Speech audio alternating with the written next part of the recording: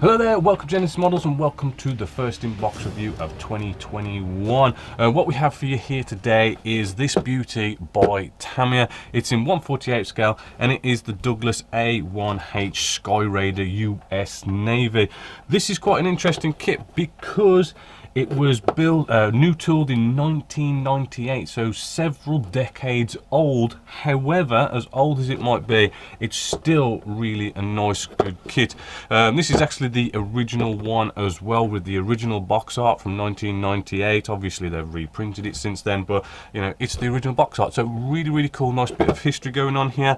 Opening it up, I have already got the stuff out mainly, but just start off with the canopy that's just in here. So just opening this up, which, you know, the packaging has been quite nice. A lot of stuff separately packaged as well. All right, so just getting out our canopy. All right, and we'll bring you right in so you can see a bit more clearly.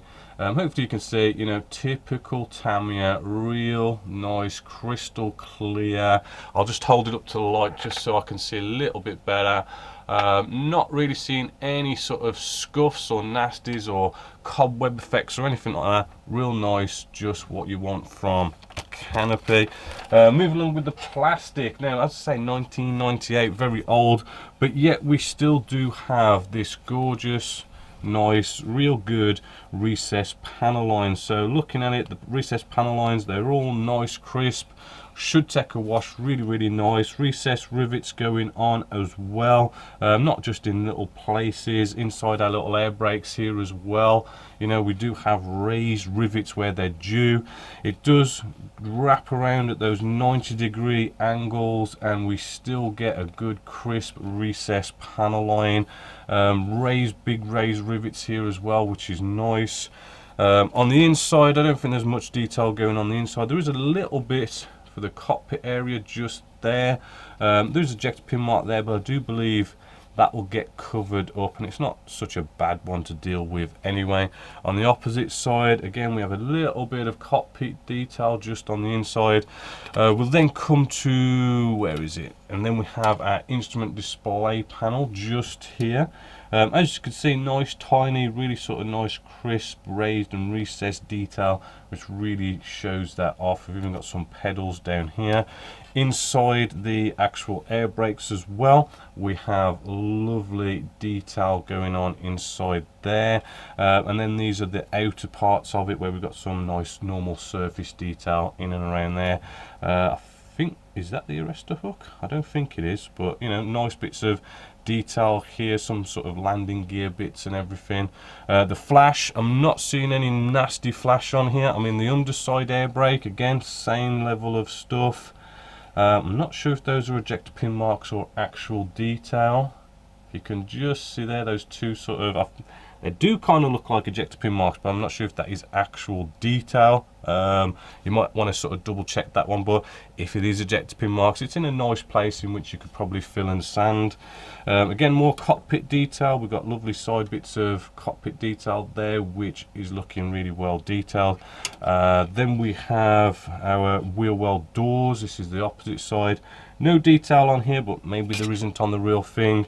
On the inside of the wheel well doors, as you can see, actually quite a lot of nice raised detail. Maybe an ejector pin mark or two, but it still looks rather good actually, as you can see from all them. Really nice. 1982. Oh, and you also get a pilot with this one as well. Hopefully you can see there. We can maybe, you know, is next maybe looking a little bit bulged if I was to kind of criticize anything on that, but we can see you know, mouth, nose sort of clearly, visors down, and then we can see all his gear that he's holding. So he should make a nice pilot if you want to put a pilot in there. Next up we have our wing sections. This is where we sort of get to see the kind of surface detail we're looking at. If I rotate this in the light, as you can see, just nice crisp detail, very sort of sharp and nice and good for our model, both sides. Flip it over, I mean, we do have, say, a bit of landing wheel well detail just here. a little bit. We have our, I think this is our rear landing gear just here. This is looking, you know, nice crisp detail. No real flash going on at all with that, which is surprising for the age of it. The front part of our landing gear just here, again, loads of detail, no flash. Just checking for ejector pin marks. Okay, I see a tiny little baby one, which is just right there on the tip of my nail. Not really a big deal, if I was to be honest. Got some fuel tanks as well, real good there. Then we have the underside of our wing section, again to show you that lovely crisp recessed rivets and panel line detail. Alright, the front looks quite cool as well. I've got all these sort of raised big bolts, that's cool. Some flaps just here, again, details looking pretty damn good. On the underside, I mean, yes, we've got all our holes for all our pylons and all this going on, but yeah, looking really good. I'm really impressed with the age of the kit. Then we've got a whole bunch of little bits here. If I just bring these in, you do get these for like putting your fuel tanks and bombs together. A little bit of a waste because you're just going to glue them together. I mean, you don't want to clip fit or anything like that. Then we have a bit of an engine part here. Maybe not the best of detail on the engine part. I mean, you know, it does get covered up a bit, but you know, maybe that could have been a bit better. Maybe a bit more of a build rather than just there's a slab, really. A few other little bits going on around it. We've got our propeller, right? Nasty ejector pin marks, not really seeing any, to be honest. Then we have, I think this is a duplicate sprue, or is it?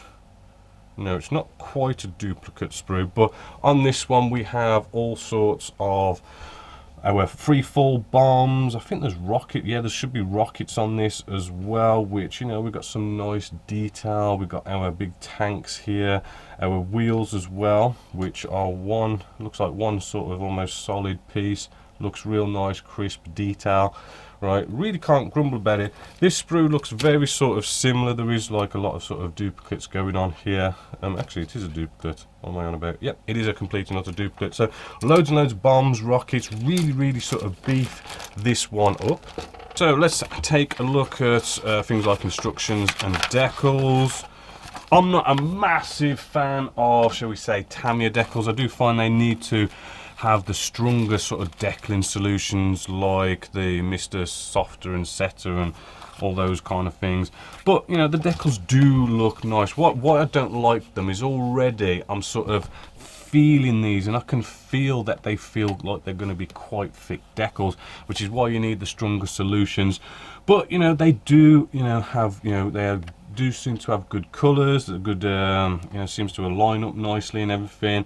If I sort of try and look really sort of closely, I mean, okay, maybe the really small writing is a little bit sort of blurred, but, you know, it still looks good.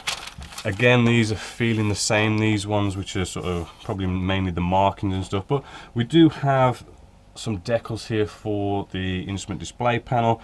Personally, I wouldn't go with these. I don't think there's enough detail in there. I mean, you're probably better off just painting that instrument display panel yourself.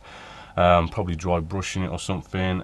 Should look really nice. But yeah, I mean, they do look good. I just, you know, Tamiya decals I find are a bit sort of, you know, you have to really come in there with the big guns and really sort of try and get it to conform to the model. Bit of a pain sometimes, but you do get there in the end. And where did my instructions go? Oh, here they are. The instructions, again, you know, I'm not a massive fan of how they lay out their instructions, but they are still good, really, because they fold out like this. I kind of prefer the booklet, but you know, that's just a personal preference. But as always, we do get the, you know, it is on sort of nice black and white sort of standard quality paper. Nice bit of a description about the Skyraider itself. We open this up to our first pages and we start straight off with the cockpit, getting the pilot in there. Seems like a very nice, easy, simple build to build a cockpit, and straight away you are bringing those two fuselage halves together. You're building the engine, moving along.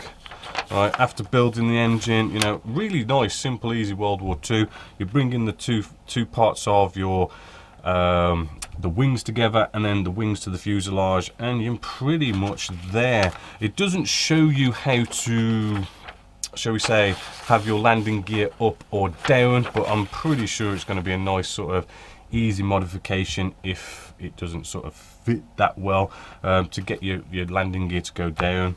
Then we have our flaps. Does look like we can have them in potentially different positions, maybe a little bit of modifications, because there is a piece here that sort of just locks it into the place of probably being down, right? So maybe it could have done with maybe some more moving parts, but it is 1999, was it 1989? Sorry, 1998.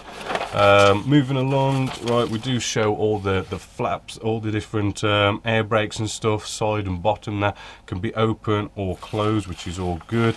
Here you sort of see the actual, what is it, the poly caps, those black things, which sort of, I don't know what's that for, to kind of close it better, or actually no, I think these are those things where it allows it to be potential. Oh no, I've sort of got myself wrong there. It's these are the things where you put these little poly caps inside the fuel tanks and the bombs, and when you push it on, you can push it onto the pylon, so it sort of locks itself into place, so you can then remove the fuel tank and you can swap things around. Sorry, they are quite good actually, not a waste of time.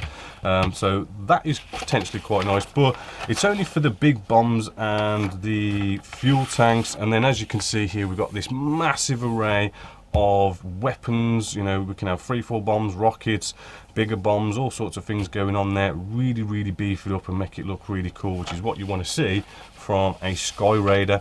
Then we have the color callouts just here, which you got like AS numbers and stuff, which is rather cool. Should be a nice build. Let's put that to one side. We then have, to just finish this off, is we have some nice markings, all our decal placements, as you can see. Seems sort of fairly clear and easy to sort of follow. Would have been nice if they put it in colour maybe. And a nice little quick sort of Tamiya tech tips, just to give you some basic tips on scale modelling. Nice little touch, but who needs them when you got me? So moving along, really, all in all, it's a pretty damn good kit, I think. For what is it, Genesis Model Store, you can go, well, for RRP it's £26.99. You can get it in the Genesis Model Store for £24.29, right? So it's pretty a nice cheap World War II kit. Looks like it's a fantastic kit, should go together really well. Really has stood up to the the decades that it's been out there. Definitely a big thumbs up. So hopefully you've enjoyed that. Hopefully you'll go out and get one and build one, because I'm tempted to build one. But as always, until next time, my name's Bob Waldron, this is Genesis Models, and I hope you've enjoyed.